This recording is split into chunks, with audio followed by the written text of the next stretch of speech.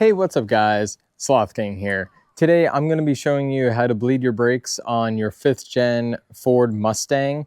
Now this will range from years 2005 to 2015. This has been neglected for a little while. The fluid is pretty dark, and we're just going to go ahead and flush it all out, get some new fluid in there, and that's the project for today. So let me show you what you're going to need, and let's jump right into this.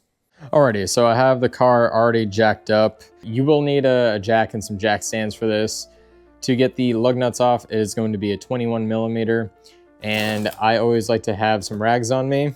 You will need some brake parts cleaner. Since I'm doing the one person method, I like using a bottle and a just a clear vinyl hose. I forget the size of this. I'll have this in the description below, but what I'll do, I'll put about that much brake fluid in here. That way, whenever I'm pumping the brakes and getting the fluid out, air doesn't travel back into the line itself. Usually I'll have a turkey baster on me or some kind of suction device to just transfer the brake fluid from the reservoir into the bottle itself. But I don't have that on me, so I'm just gonna have to improvise. For the bleeder valve, on the brake itself, it's going to be an 11 millimeter, and I prefer using a flare wrench right here. This is typically used for fuel lines, but this will make it so that way you don't round out the bleeder valve if it's stuck on there pretty tight. And then last but not least, you will need yourself some brake fluid. This vehicle takes .3. .3 and .4 is interchangeable, so I usually pick up a quart. You will need a quart to do this whole entire flush. And yeah, that's it. I also have a short that I put out on how to do this, the one person method. You can check it out right up here. That way you can follow along in a quick short format. But anyway, let's start digging at this. All right, so here is our brake reservoir. And if you look in there, that is pretty dark. It is not supposed to look like that. It's supposed to be like a clear yellowish.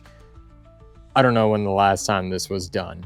So like I said before, I usually like grabbing a turkey baster or some type of suction device to get as much fluid out of here as possible before we start the process, just because it will make it go by a lot faster. So what I'm going to do, I'm just going to take this hose, dip it inside of here, cap the end with my thumb, transfer it to the bottle. Do that several times until I have about that much in there. Putting this in here, closing the end off, bringing it up.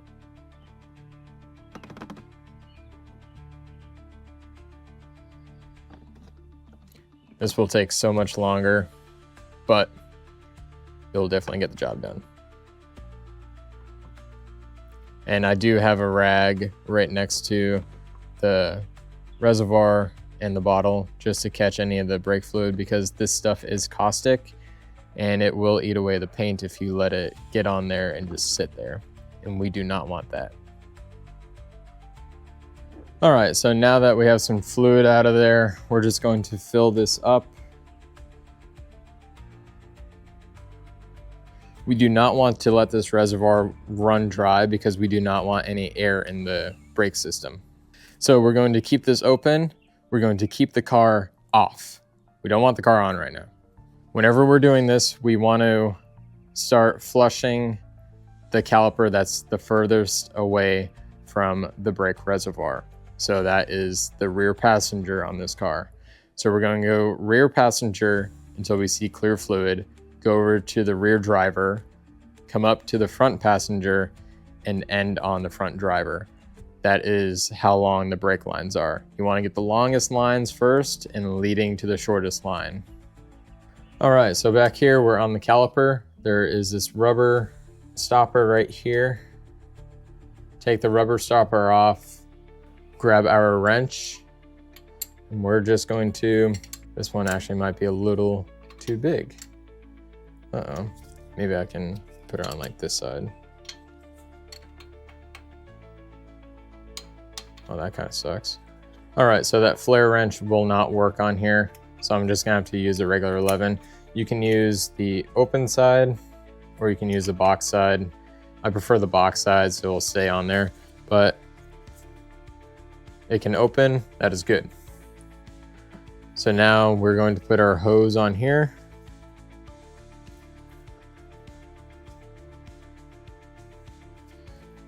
And then we're going to position our bottle so that way we have a line that comes up in a curve. We want to make sure that the hose is submerged in the brake fluid. So that is good. We're going to crack open the bleeder. And this way we can just like rotate it like that. But now we should be seeing some fluid come out just like that. So we're going to bring it to the point where it is almost closed. All right, so it's closed now. Crack it open one more time. And then now we're going to go in the car and press the brake pedal all the way down several times. And then we should be seeing some dirty fluid come out of here.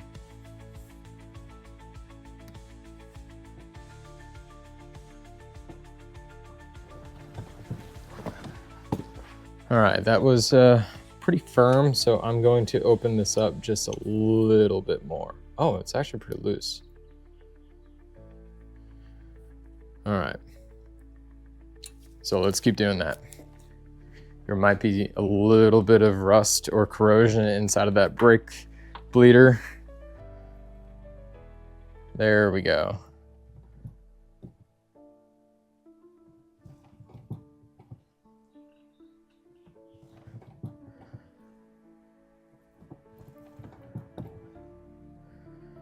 All right, I did that about 5 times.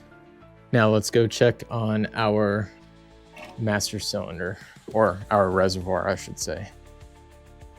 We still have plenty of fluid. All right, I'm going to do this several times and then keep checking on that reservoir just to make sure you don't run it dry. Whenever it gets low, put more fluid in it. All right, we still have plenty of room to go because this is still pretty dirty.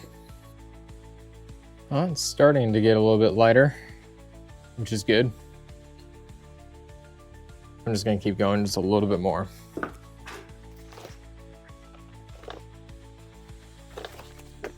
Alrighty, and that is nice and good.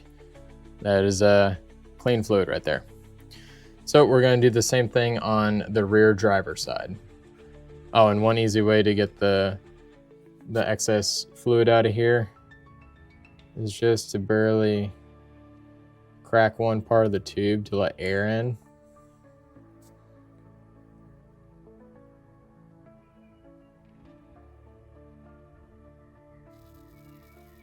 See that?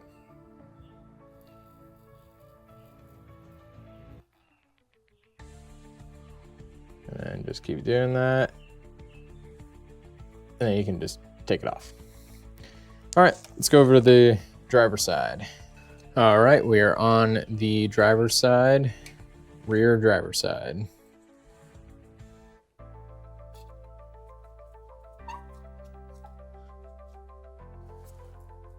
All right, we got some fluid coming out, and I did top off the reservoir. Make sure you guys are doing that.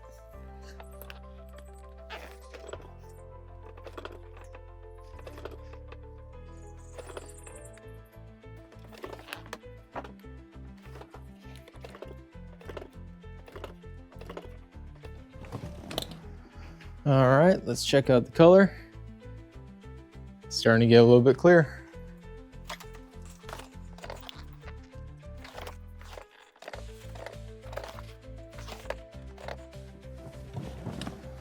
All right, and we are done with the rear.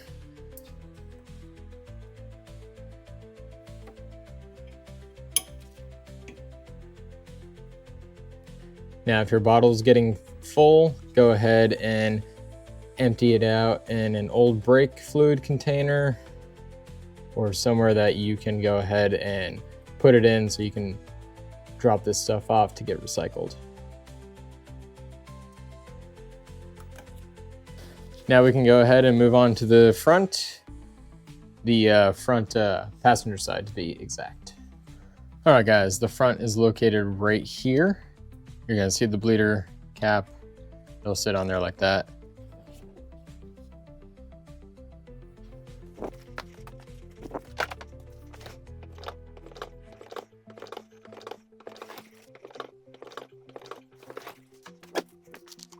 All right, this one is awful. We're gonna keep going just a little bit more.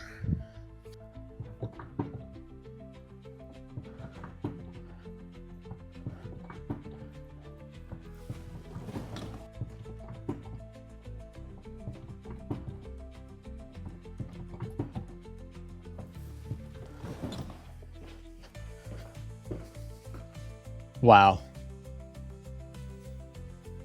All right, so we're finally clear. That is disgusting right there. All right, here is the driver's side. Let's see how bad this one actually is.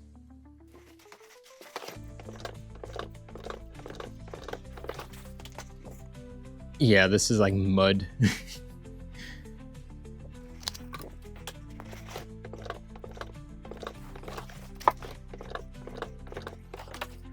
Alrighty, and we are all done. This was awful. Over on the front side. All right, guys, and there we go. We did a whole entire brake system flush, and let me tell you, the front ones were awful. It was like mud in there. Look at how dark this bottle is. Yeah, that's bad. Make sure you guys change your brake fluid on time, which is about every 2 to 3 years. And it also depends on how many miles you put on.